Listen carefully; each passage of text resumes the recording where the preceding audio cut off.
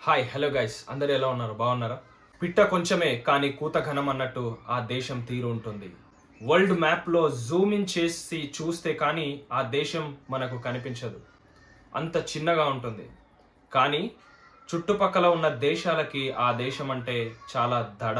1917 నుండి 1948 వరకు British ruling లో ఉన్న ఈ ఒక చిన్న దేశం ఒక చిన్న ముక్కగా బయటికి వచ్చి మే 14, 1948 ఇజ్రాయెల్ ఇండిపెండెన్స్ ని సాధించింది. ఇండిపెండెన్స్ వచ్చి 24 గంటలు దాటకుండానే ఇజ్రాయెల్ చుట్టుపక్కల ఉన్న అరబ్ కంట్రీస్ అన్ని కూడా like Egypt, Jordan, Syria, Lebanon, Iraq, Saudi Arabia, Yemen లాంటి కంట్రీస్ అన్ని కూడా ఇజ్రాయెల్ పైన అటాక్ చేశాయి. ఇప్పుడు ఇజ్రాయెల్ ది ఒంటరి పోరాటమే. ఇజ్రాయెల్ టోటల్ పాపులేషన్ 8 లక్షలు మాత్రమే. అరబ్ కంట్రీస్ జనాభా టోటల్ గా 3.8 crores పాపులేషన్. ఇజ్రాయెల్ కంటే 45 రెట్లు ఎక్కువ. ఇజ్రాయెల్ దేశం స్వాతంత్రం తెచ్చుకున్నా కూడా యుద్ధాల లిస్టు చాలా పెద్దగానే ఉంది. దానిలో మనం కొన్ని చూసుకుంటే 1956 Sinai war, 1967 6-day war, 1967 to 1970 war of attrition, 1973 Yom Kippur war, 1982 to 1985 first Lebanon war, 2006 second Lebanon war, 2014 లో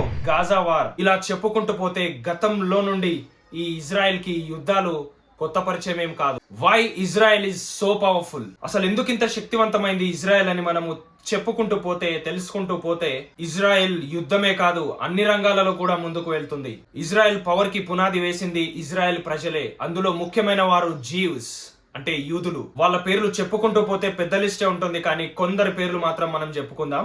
Jesus Christ, Albert Einstein, Karl Marx, atom bomb ని కనిపెట్టిన Robert Oppenheimer, polio vaccine ని కనిపెట్టిన Jonas Salk, Facebook founder Mark Zuckerberg, Google founder Sergey Brin. వీళ్ళందరిలో ఉన్న common point ఏంటంటే వీళ్ళంతా యూదులు. వరల్డ్ వైడ్ గా మనం చూసుకుంటే యూదులు 0.2% మాత్రమే ఉన్నారు. అని నోబెల్ ప్రైజ్ అందుకున్న వాళ్ళలో ప్రపంచ వ్యాప్తంగా 20% పైగానే ఉన్నారు.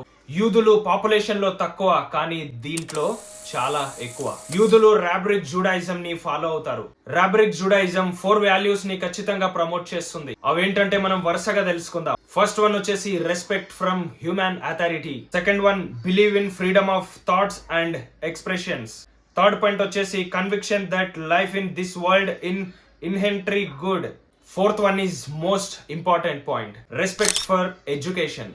ఈ వాల్యూస్ ని వీళ్ళు బాగా ఫాలో అవుతారు. They are very hard working people. వాళ్ళు చాలా కష్టపడే తత్వం ఇజ్రాయెల్లో ఉన్న ప్రతి ఒక్కరికి ఉంటది. స్టార్ట్అప్ యాక్షన్ అనే పేరు ఇజ్రాయెల్ కి మాత్రమే ఉంది. ఎందుకంటే వీళ్ళు చాలా ముఖ్యమైన వస్తువులను తయారు చేస్తారు. వస్తువులు చిన్నవైనా కానీ వాటి పని చాలా పెద్దగా ఉంటది. లైక్ ప్రేగులలో ఏముందో తెలుసుకోవడానికి కూడా అట్లాంటి ఇంపార్టెంట్ వస్తువులను వీరు తయారు చేసే ఘనత ఇజ్రాయెల్ కి మాత్రమే ఉంది. సేఫ్టీ ఇంకా సెక్యూరిటీ ఫోర్స్ విషయానికి వస్తే ఐరన్ డోమ్స్. ఇంకా ఈ ఐరన్ డోమ్స్ గురించి మనం మాట్లాడే పనే లేదు. అంటే అంత బ్రిలియంట్ గా ఉంటది ఆ టెక్నాలజీ. ఇజ్రాయెల్ ని తాకడమే కాదు, ఇజ్రాయెల్ గాలిని కూడా తాకడానికి ఎంతో భయం పుడుతుంది చుట్టుపక్కల ఉన్న దేశాలకి. అంతగా టెక్నాలజీతో నిండిపోయింది ఇజ్రాయెల్ దేశం. 1988 నుండి ఇప్పటి వరకు 15 శాటిలైట్స్ ని స్పేస్ లోకి పంపించింది ఇజ్రాయెల్. మన ఇండియా కూడా సెక్యూరిటీ అండ్ ఇంటెలిజెన్స్ కోసం రిసెట్ 2 అనే శాటిలైట్ ని $200 మిలియన్ కి ఇజ్రాయెల్ నుండి కొనుక్కొని స్పేస్ లోకి పంపించింది మన ఇండియా. ఇక సైంటిస్టుల విషయానికి వస్తాయి. ఇజ్రాయెల్లో ప్రతి 10,000 పీపుల్లో 140 మెంబర్స్ సైంటిస్టులే ఉంటారు. ఒక్కసారి ఆలోచించండి ఎంత టెక్నాలజీ ఉందో ఆ దేశంలో. ఇంతగా టెక్నాలజీ సాధించడానికి కారణం మొట్టమొదటిగా ఇజ్రాయెల్ దేశం సెక్యూరిటీ కోసం చాలా డబ్బులను ఖర్చు చేస్తుంది. రెండవ విషయానికి దేనికోసం ఖర్చు చేస్తుందంటే ఎడ్యుకేషన్ కోసం చాలా మొత్తంలో డబ్బులను ఖర్చు చేస్తుంది. చుట్టూ ఉన్న దేశాలన్నీ కూడా ఎడారి దేశాలే, కానీ ఆ ఎడారి దేశాలకు చుట్టూ ఉన్న దేశాలకి ఆయిల్ బెనిఫిట్ ఉంది.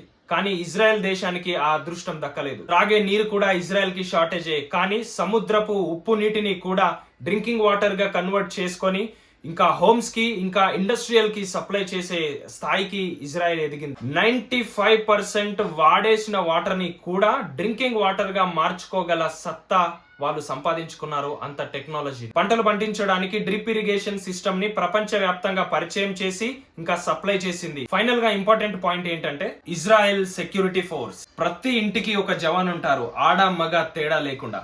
వరల్డ్ వైడ్ గా చూసుకుంటే మోస్ట్ పవర్ఫుల్ ఎయిర్ ఫోర్స్ లో ఇజ్రాయెల్ 9th ప్లేస్ లో ఉంటుంది. అంటే అంతగా టెక్నాలజీని సాధించుకుంది ఆ ఇజ్రాయెల్ దేశం. ఇలా చెప్పుకుంటూ పోతే చాలా పెద్ద లిస్టే ఉంటది. మనము ఇప్పుడు వాడే ప్రతి ఒక్క టెక్నాలజీ కూడా, ప్రపంచవ్యాప్తంగా ఉన్న టెక్నాలజీ కూడా 85-90% టెక్నాలజీ మొత్తము ఇజ్రాయెల్ నుండే మనమందరం కూడా వాడుతున్నాం. అంటే ఈ యొక్క ఘనత వాళ్ళ హార్డ్ వర్క్ కి సంబంధించింది. ఇజ్రాయెల్ గురించి చెప్పుకుంటూ పోతే ఇంకా చాలా పెద్ద మ్యాటరే ఉంటది. మనం చాలా మిస్ అయిపోయాం. సాఫ్ట్వేర్స్ అన్ని కూడా మనం చాలా మిస్ అయిపోయాం.